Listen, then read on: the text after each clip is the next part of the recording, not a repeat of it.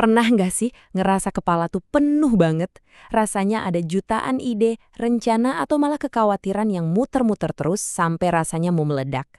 Nah tenang, ada loh satu cara yang simple banget tapi luar biasa ampuh buat mengubah semua kekacauan di kepala itu jadi kejelasan. Yuk kita bongkar bareng-bareng? Oke, di bagian pertama ini kita mulai dari akarnya dulu ya. Kita mau ngubah kekacauan jadi kejelasan. Kita akan bedah masalah yang kayaknya kita semua pernah alami, kabut mental. Dan kita akan temukan solusi sederhana yang sebenarnya udah ada di depan mata kita. Coba deh tanyain ini ke diri sendiri. Berapa banyak ide berlian yang tiba-tiba hilang gitu aja karena nggak pernah ditulis?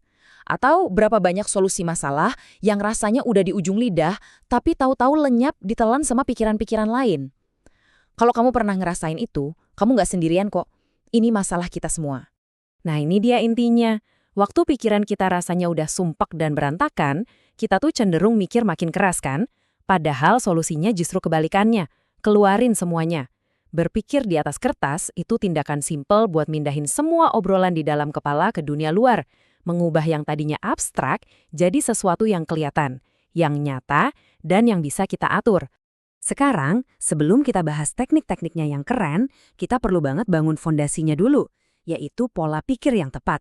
Soalnya sering banget loh penghalang terbesar buat mulai itu justru datanya dari diri kita sendiri. Kuncinya ada di sini. Lupain yang namanya kesempurnaan. Nggak usah peduliin tulisan harus rapi, tata bahasa harus benar, atau strukturnya harus bagus. Anggap aja halaman kertas itu bukan laporan yang mau dinilai, tapi sebuah kotak pasir pribadi. Tempat kita bebas main-main sama ide. Percaya deh, tekanan buat harus sempurna dari awal itu adalah pembunuh kreativitas nomor 1.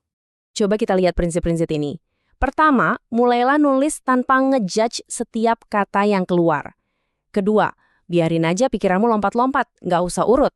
Tujuannya di sini tuh bukan buat nyatet apa yang udah kita tahu, tapi buat nemuin apa sih yang sebenarnya kita pikirin. Dengan nyuekin si kritikus di dalam diri, kita ngasih izin buat ngeeksplorasi ide-ide mentah yang justru seringkali jadi yang paling berharga. Oke, mindsetnya udah dapat nih. Sekarang waktunya kita isi kotak peralatan berpikir kita. Ini ada beberapa teknik praktis yang bisa langsung kamu coba buat berpikir di atas kertas secara efektif.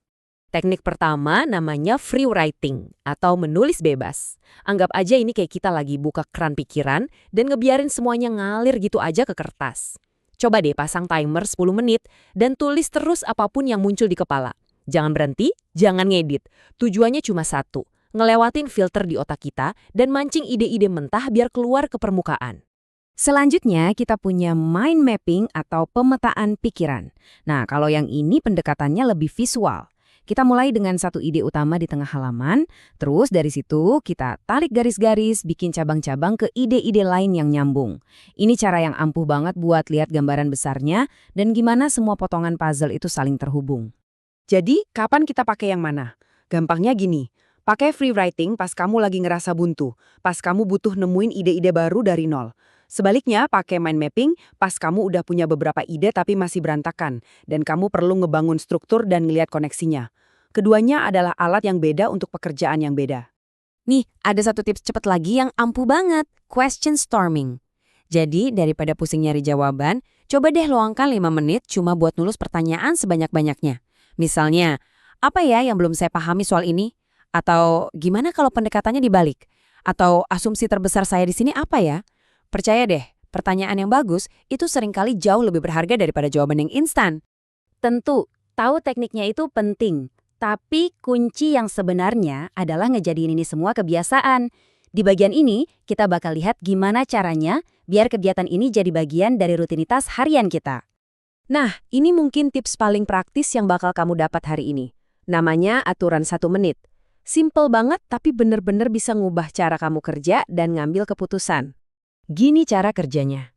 Kapanpun kamu ngerasa bingung, ragu-ragu, atau stuck ngerjain sesuatu lebih dari 1 menit, stop. Langsung ambil pulpen dan kertas, tulis aja masalahnya apa. Tulis pilihan-pilihannya. Tulis apa yang bikin kamu buntu. Tindakan sesederhana ini bisa langsung narik fokus kamu kembali ke masalah dan seringkali langsung mecahin kebuntuan mental saat itu juga. Buat ngebangun kebiasaan ini, ada 3 langkah gampang. Pertama, usahain selalu bawa buku catatan kecil. Ide itu bisa datang kapan aja kan? Kedua, coba jadwalin waktu khusus. 15 menit aja setiap hari juga cukup buat sesi mikir yang fokus. Dan ketiga, ini yang paling penting. Coba deh sesekali baca ulang tulisanmu. Disitulah biasanya kamu bakal nemuin pola, koneksi, dan wawasan yang lebih dalam. Jadi, apa hasil akhirnya? Apa sih imbalan dari semua ini?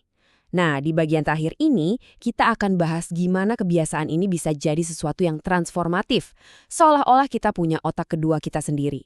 Dengan mindahin pikiran ke atas kertas, kita itu pada dasarnya lagi nyiptain otak kedua.